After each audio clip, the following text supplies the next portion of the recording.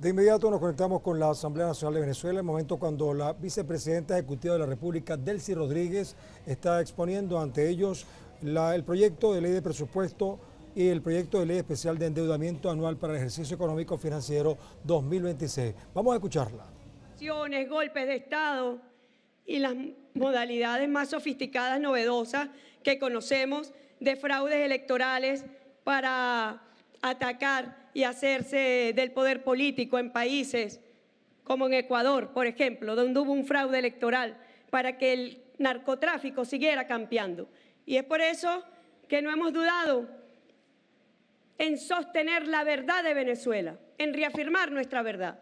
Todo lo demás es un cúmulo de patrañas para poder justificar una intervención y, como bien lo denunció el presidente ante los países de la OPEP y del OPEC Plus, es una patraña de mentiras para hacerse de los recursos energéticos de Venezuela, de la más vasta reserva petrolera que existe en el mundo entero.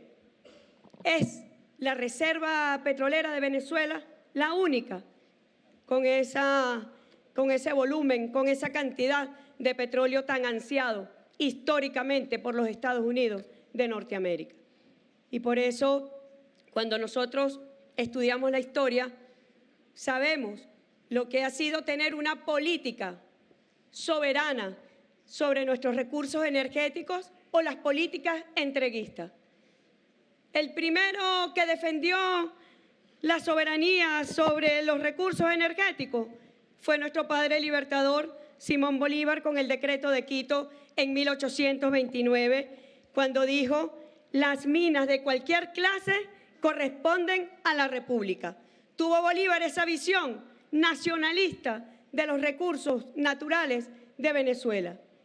Y de allí en adelante, desde la aparición del petróleo, conocido por nuestros pueblos originarios como el Mene, o luego con la primera empresa petrolera de Venezuela en 1878, la Petrólea del Táchira, ya se veía el camino. El primero de ellos, ¿cómo nacimos? Como empresa petrolera, nacimos con dos características fundamentales que hoy tienen más vigencia que nunca. La primera de ellas es que esta empresa se formó con venezolanos y venezolanas, no con extranjeros. Fue con la fuerza laboral de los venezolanos y de las venezolanas. Y la segunda, la Petrólea del Táchira tuvo una vocación internacional. El querosén que se producía en el Táchira se exportaba para Cúcuta. Así nació nuestra empresa petrolera. Y desde allí ha comenzado y ha transcurrido un camino tortuoso entre quienes han tenido una posición entreguista y quienes han tenido una visión estratégica para el desarrollo del pueblo venezolano de soberanía y defensa de los recursos.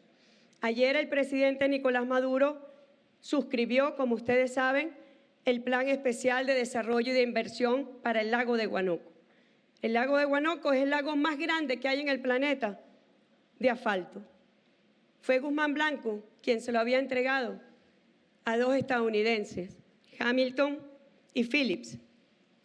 Y 2 años más tarde, ellos deciden venderla a otra empresa de los Estados Unidos, a la Bermúdez Company, muy conocida.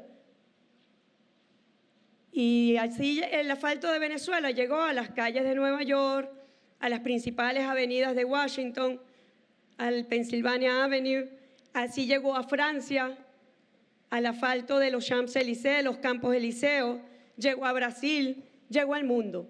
Pero ayer el presidente Maduro hizo un anuncio extraordinario: plan de desarrollo con inversión nacional e internacional del lago de Guanoco, y el 25% es para los proyectos de las comunas y de los consejos comunales.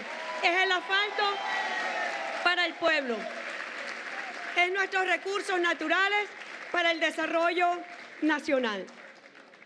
Pero el lago de Guanoco tiene mucha historia, porque la primera disputa que se da entre una empresa transnacional y un gobierno venezolano se da en la presidencia de Joaquín Crespo por el lago de Guanoco justamente. Y fuimos a una disputa internacional.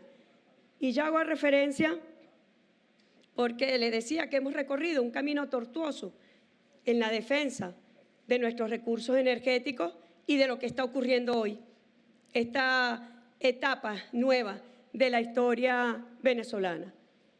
Luego todos conocemos lo que significó Juan Vicente Gómez en la historia, pero en la historia energética se convirtió en el primer lacayo de los Estados Unidos, de entrega de nuestros recursos, de concesiones sin ningún tipo de impuestos, sin ningún tipo de regalías. Sería reivindicada nuestra historia luego con Isaías Medina Angarita y su política del 50-50. Fue justamente al Capitolio estadounidense a defender la ley de hidrocarburos de Venezuela, donde por primera vez se establecía beneficios impositivos y en regalías a Venezuela. Bueno, Isaías Medina, ustedes saben, promulgó la ley de hidrocarburos en 1943, luego lo tumba en el 45. ¿Por qué es relevante? Porque nos ubica en lo que estamos viviendo. Luego vino, estoy hablando a grosso modo, de los hechos más relevantes. Bueno, vino la dictadura Pérez Jiménez, luego vino el puntofijismo y en un 1 de enero de 1976, Carlos Andrés Pérez Obregón nacionalizó la industria petrolera. Dijo, esta es una empresa, se crea la empresa venezolana, esta es una industria para los venezolanos y fue la gran farsa conocida como la nacionalización chucuta, porque le dejaron a Venezuela los procesos más costosos de exploración y producción y la comercialización seguía en manos de las empresas transnacionales, principalmente las empresas estadounidenses, que seguían manteniendo control interno de nuestra industria a través de contratos tecnológicos y a través de contratos administrativos. Fue la nacionalización chucuta. Desde sectores nacionalistas de nuestro país se levantaron las banderas en contra de lo que fue esa gran farsa. Luego la historia, la llamada apertura petrolera, que reivindicaba los conceptos de Juan Vicente Gómez, del entreguismo, que reivindicaba que el petróleo de la faja petrolífera del Orinoco era carbón y lo vendían a precio de carbón. Imagínense ustedes, tamaño robo contra nuestra patria. Hasta que llegó el comandante Hugo Chávez y podemos decir que reivindicó a nuestro padre libertador Simón Bolívar, que reivindicó a Cipriano Castro, que reivindicó a Isaías Medina Angarita y tuvo una política de soberanía. Y en el año 2001, mediante la ley habilitante, aprueba la ley de hidrocarburos que detonó y originó el golpe de Estado en el año 2002. Pero ya veníamos de la Constitución del 99, donde se establecía claramente que PDVSA es de los venezolanos, que PDVSA no puede ser privatizada, no puede ser vendida.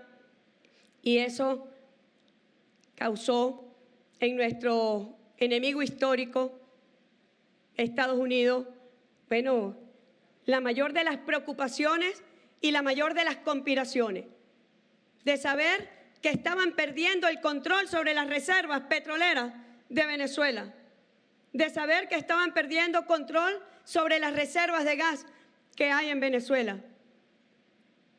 Imagínense ustedes. Y llegó Chávez y dijo, no, eso no es bitumen, eso no es carbón, eso es petróleo extrapesado y hoy lo vendemos como petróleo extrapesado. No lo regalamos como carbón, que era la política del puntofijismo, del entreguismo, que le dio un barniz al entreguismo de Juan Vicente Gómez. Y yo digo, esta etapa entonces, le tocó al presidente Nicolás Maduro, le tocó a ustedes, diputados, diputadas, y nos tocó a nosotros, gobierno del presidente Maduro, la defensa ya irrenunciable de nuestros recursos naturales y de nuestros recursos energéticos. Ha tenido el presidente Maduro una política visionaria de defensa, de hacer frente al bloqueo criminal para que Venezuela pueda recuperar la industria de los hidrocarburos y hoy podemos mostrar que venimos en un proceso franco de recuperación de la producción petrolera con esfuerzo propio, pero mirando siempre hacia el futuro y con una meta que fijó el presidente para finales de este año de llegar al 1.200.000 barriles, tal como él lo ha anunciado. Así que este es el camino que vive hoy la Venezuela asediada, amenazada, agredida. El camino de la recuperación económica mediante el esfuerzo de los venezolanos, de las venezolanas, trabajadores, trabajadoras, de la unión productiva, de la economía del emprendimiento, de la economía comunal, de la agroindustria, de los sectores industriales del país, en la unión nacional productiva. Y que a pesar del bloqueo, CEPAL establece que para el año 2025 Venezuela sigue liderando el crecimiento económico de América Latina. Ellos proyectan un 6%, pero sabemos que ya nosotros superamos ese número y llevamos un consolidado de año de 8.5% en el Producto Interno Bruto. Concentrado, como ha dicho el presidente, en la economía real, en la actividad petrolera, casi con un 16%, en la construcción, con casi 12%, en el comercio, con 8%, manufactura 8%, en la minería, con 9%, y hemos visto el proceso de recuperación productiva. Yo no quise atormentarlo, porque si nos fuéramos rubro por rubro, bueno, pasaríamos horas, pero lo que sí le podemos decir es que el balance es positivo. En la producción petrolera, crecimiento sostenido estable, a pesar del sabotaje que lo hacen. A pesar de ello, llevamos un crecimiento sostenido. En las exportaciones de mineral de hierro son las más grandes de la última década y un crecimiento en relación al año pasado de un 181% y ya encaminado al Plan del Desarrollo Nacional. No solamente la exportación, sino los productos terminados, Camacho, que encadenemos los procesos productivos nacionales para dar impulso a distintos sectores de la industria y de la manufactura.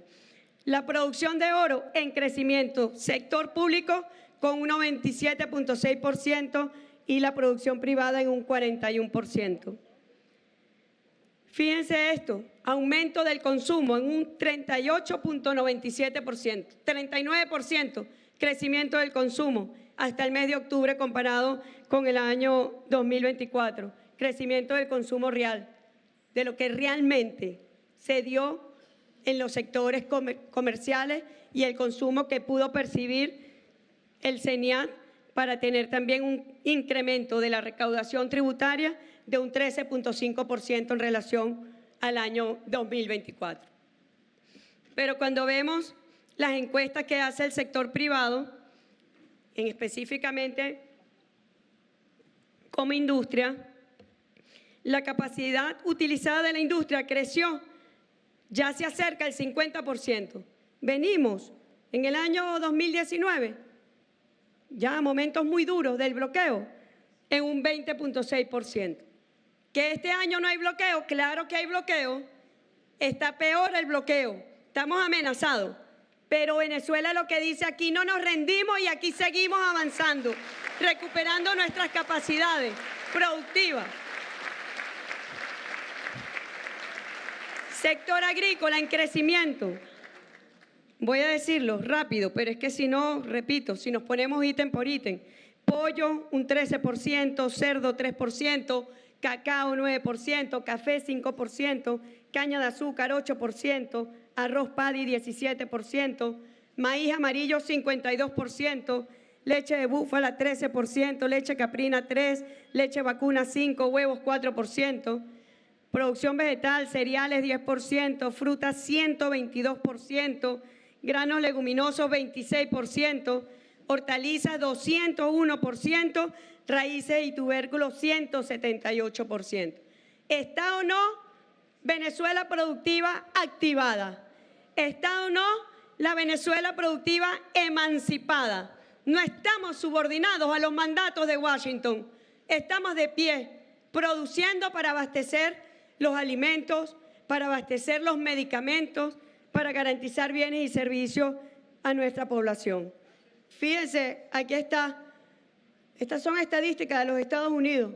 Reconocen la recuperación en el consumo de la proteína en Venezuela, del pollo, de la carne y el puerco, el cerdo, en el año 2025. Ahí está la recuperación. No son estadísticas nuestras. La industria petroquímica creció un 4%. La producción de fármacos, un 29.6%. Y su crecimiento en unidades de un 17.6%. ¿A qué se debe? A un programa de recuperación económica y a políticas muy claras que se van adaptando según ellos quieran. Más bloqueo, más audacia, más creatividad, más innovación y más poder popular para responder al bloqueo criminal. Las importaciones cayeron un 9.5%, pero porque estuvieron acompañadas de un plan muy claro de sustitución estratégica de importaciones, donde ustedes vieron que ese crecimiento productivo en la agroindustria y en los sectores productivos permitió la sustitución de importaciones y el ahorro de divisas. La política muy clara de protección de la industria nacional. Hablamos de una tasa, venimos de una tasa de protección efectiva de la industria de un 14, que tiene 14 puntos cuando veníamos de 3 puntos. ¿Pero qué es lo que más protegemos? Bueno, nosotros donde más tenemos aranceles es en los productos terminados, Orlando, para acompañar los procesos productivos de la industria nacional y que podamos tener mayor soltura en materias primas, insumos y bienes esenciales que permitan el impulso productivo. ¿Dónde tuvimos sustitución de importaciones estratégicas? En el arroz, en el maíz, en el azúcar, en las pastas, en los medicamentos, en los aceites. Hay una política muy clara de cuidar las divisas frente a una política criminal de agresión contra nuestra patria. Hay una lámina que yo quise traer por la coyuntura. Ustedes saben que les ha dado el desquicio de decir que ellos controlan nuestro espacio aéreo, en franca violación de la soberanía, porque el único ente, órgano autorizado para controlar las operaciones aéreas de nuestro espacio aéreo es el Instituto Nacional de la Aeronáutica Civil, INAC, un organismo del Ministerio del Poder Popular para el Transporte. Bueno, en el año 2025, a octubre, fíjense cómo se habían incrementado las llegadas internacionales. ¿Qué buscan ellos con esta política guerrerista, amenazante y agresiva? Tienen un objetivo estratégico que es la economía venezolana. Bueno, ya el presidente Maduro instruyó un plan para garantizar la llegada de quienes estaban varados y que puedan cumplir su itinerario quienes tienen previsto viajar en las Navidades. Pero también la protección a los planes de turismo que hemos venido ejecutando justamente en favor del desarrollo nacional y de la economía. Nos reinventamos. Donde ellos atacan, el pueblo venezolano contraataca. El pueblo venezolano sale victorioso. Y aquí están los números que demuestran lo que estoy diciendo. Bueno, queridos diputados, diputadas, este es un presupuesto que, como siempre decimos, en los últimos 2 años, no lo elaboró Ricardo Menéndez en su oficina. Ricardo Menéndez y todo el equipo de gobierno tuvo, producto de asambleas, más de 100.000 asambleas en los circuitos comunales, en el territorio, un plan de transformación. El plan de transformación de las 7T, de la transformación económica para cambiar el giro al modelo dependiente, rentista, para que justamente expandiéramos todas nuestras capacidades productivas, donde incorporábamos en la base productiva a la economía comunal y a la economía del emprendimiento, en un giro completo de nuestro modelo. De la segunda transformación de la ciudad humana, y ya lo vamos a ver expresado en el presupuesto, de la tercera transformación para la seguridad de nuestro país, hoy amenazado, pero el pueblo organizado defendiendo y garantizando nuestra integridad territorial, nuestra soberanía y sobre todo la tranquilidad y la paz de nuestro pueblo. La cuarta transformación del desarrollo social, el sistema de misiones y grandes misiones sociales. La quinta transformación, la transformación política, donde el poder político está allí en el territorio, donde el poder popular se consolida como la columna vertebral para dirigir los destinos de Venezuela. No es una cúpula, no es una élite, no, es el poder popular quien hoy detenta el poder político y ejerce esta transformación. La sexta transformación de ecología, ciencia, tecnología, respeto de los derechos de nuestra madre naturaleza y una séptima transformación que es la geopolítica que nos tiene en esta situación y que donde nuestra diplomacia bolivariana de paz desplegada internacionalmente en la defensa de Venezuela. Queridos diputados, diputadas, el presupuesto previsto para el año 2026 asciende a la cantidad de 5.22.785.870 bolívares. Pero lo más resaltante es que la inversión social de este presupuesto es el 77.8%. 77.8%. Y yo me detengo a comparar lo que fueron los presupuestos de la Cuarta República, donde la inversión no era inversión social, sino gasto social, y nunca superó el 40%. Aquí está la diferencia en la visión. Nosotros, como ha dicho el presidente, no somos un gobierno, no. Nosotros somos expresión de lo que es el poder del pueblo y sobre todo del pueblo venezolano organizado que ha dado las batallas más duras en la defensa de nuestra patria y que es lo que nos mantiene como un país victorioso e indestructible. En el año 2024, la inversión social representó un 77.4%, en el año 2025 en curso un 77.6% y para el año 2026 está previsto un 77.8%. Pero la prioridad del presupuesto en esa inversión social es justamente el desarrollo social y participación, casi un 30%. En infraestructura, en educación, en salud, en seguridad, en vivienda, en cultura, comunicación, en ciencia y tecnología, en la defensa del Esequibo, tal como ustedes lo aprobaron hace 2 años aquí en esta Asamblea Nacional, en el Fondo de Compensación Interterritorial y lo más importante, la participación en el presupuesto. Con una experiencia inédita desde el año pasado, que son las consultas populares. En las consultas populares ya se ha votado el pueblo en asamblea, que ha decidido dónde va la inversión, si es en escaleras, si es en fachadas, si es en techo, si es en agua servida, si es en agua potable, si es en transporte, si es en canchas, si es en proyectos para la juventud.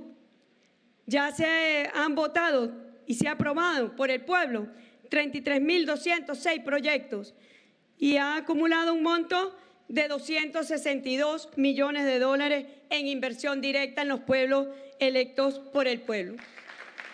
Así que, queridos diputados, diputadas, está prevista en este presupuesto, como ya lo mencioné, proyectos en el área económica con un 31%, en Ciudad Humana, que es para los servicios públicos y también está prevista en la ley de endeudamiento en un 19%, en social 23%, en política 10%, en ecosocialismo 8.9%, en geopolítica 1.6%, en seguridad y defensa 5.5%.